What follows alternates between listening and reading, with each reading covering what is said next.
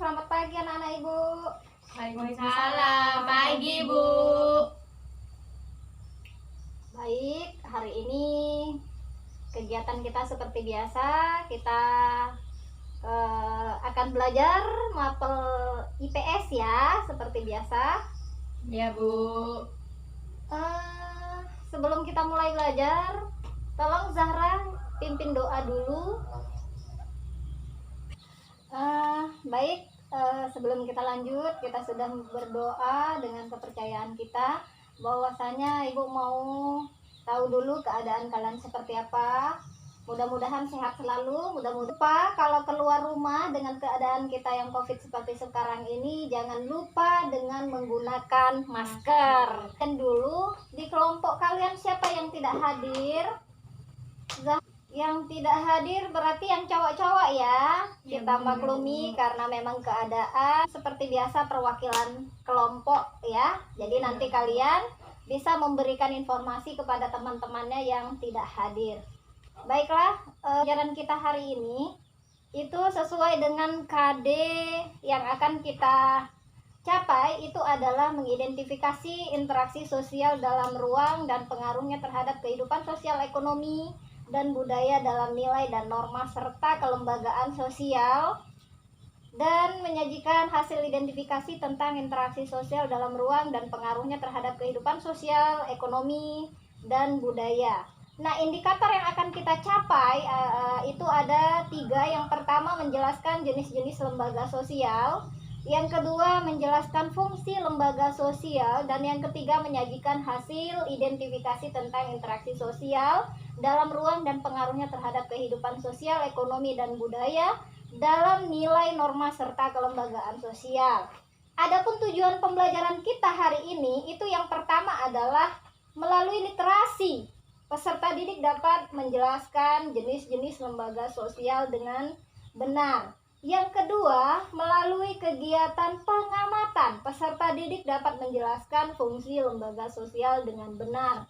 Dan yang ketiga, melalui kegiatan mengumpulkan informasi, peserta didik dapat mengidentifikasi pengaruh terhadap kehidupan sosial, ekonomi, dan budaya dalam nilai dan norma serta kelembagaan sosial budaya dengan benar. Nah, itu adalah indikator dan tujuan pembelajaran kita hari ini. Nah, saya membahas mengenai pengertian interaksi sosial, ciri-ciri interaksi sosial, dan bentuk-bentuk interaksi sosial. Baik, jadi sekarang kita lanjut ke jenis-jenis lembaga.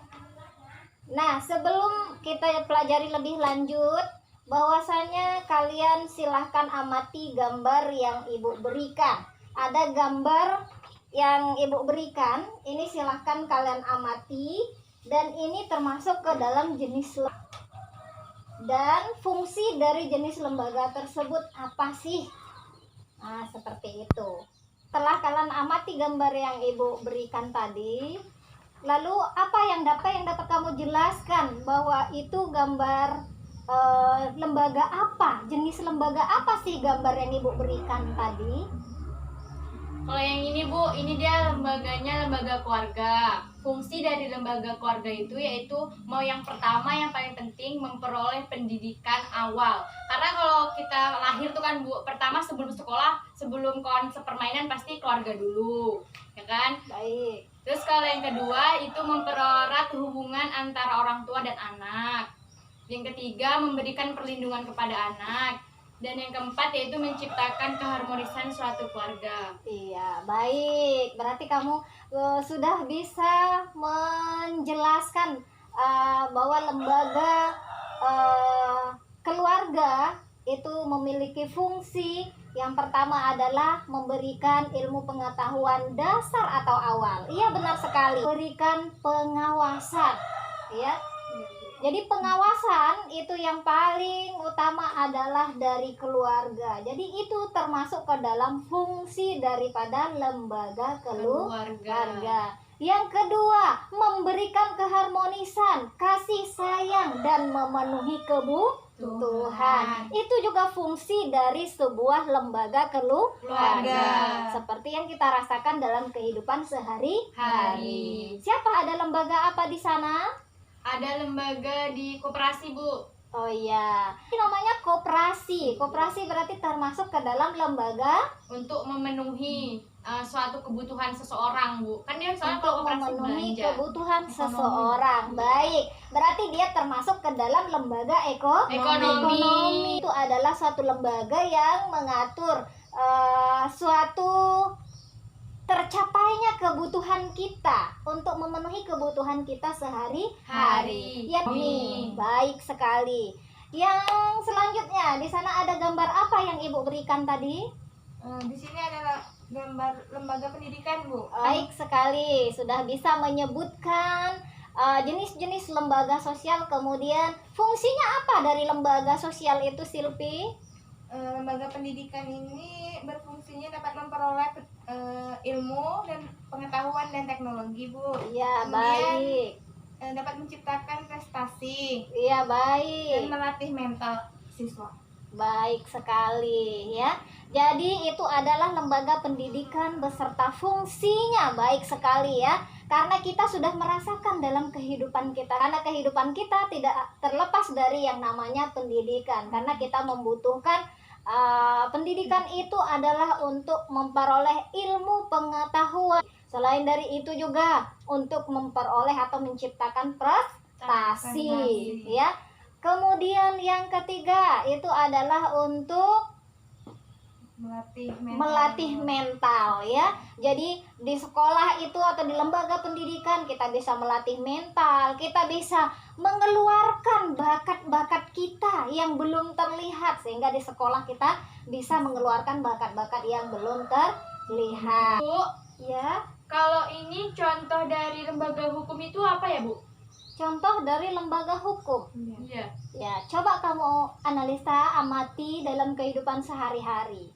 Bahwa lembaga hukum itu adalah lembaga yang mengatur tentang tata tertib dalam kehidupan bermasyarakat. Misal, tidak boleh telat atau terlambat, masuk pukul 7.30. Iya. Terus, dalam berpakaian harus seragam, tidak boleh tidak menggunakan ikat pinggang, baju harus masuk ke dalam. Terus, kemudian harus menggunakan kaos kaki yang putih. Terus perlengkapan atribut-atribut yang lainnya. Itu sudah merupakan bentuk daripada lembaga hukum. Itu ya tata ya.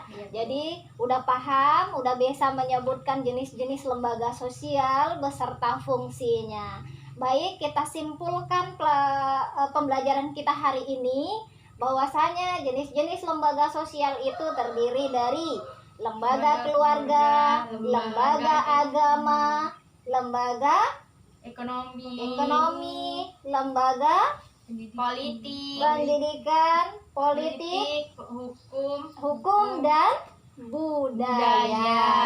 Ya, Bu. Terus kita simpulkan lagi bahwasanya semua lembaga-lembaga sosial tadi memiliki keterkaitan atau pengaruh terhadap kehidupan sosial, ekonomi, budaya, politik dan budaya ya, karena itu semua memang saling berkaitan dan tidak terlepas. Gunanya adalah apa? Karena memberikan pedoman hidup kepada kita dalam kehidupan sehari-hari di dalam bersosial dan masyarakat ya. Nah, demikian untuk pembelajaran kita hari ini. Kemudian di rumah ini Ibu berikan LKPD. Ini LKPD ini bisa kalian kerjakan untuk baca di rumah. Kemudian untuk pertemuan berikutnya ini LKPD boleh dibawa ke rumah karena kita masih pembelajaran, kita masih luring, sehingga kamu bisa baca-baca di rumah, kamu amati. Nanti pertemuan berikutnya ini akan kita bahas. Untuk mengakhiri pembelajaran kita hari ini, Ibu ucapkan terima kasih dan assalamualaikum warahmatullahi wabarakatuh. Waalaikumsalam warahmatullahi wabarakatuh.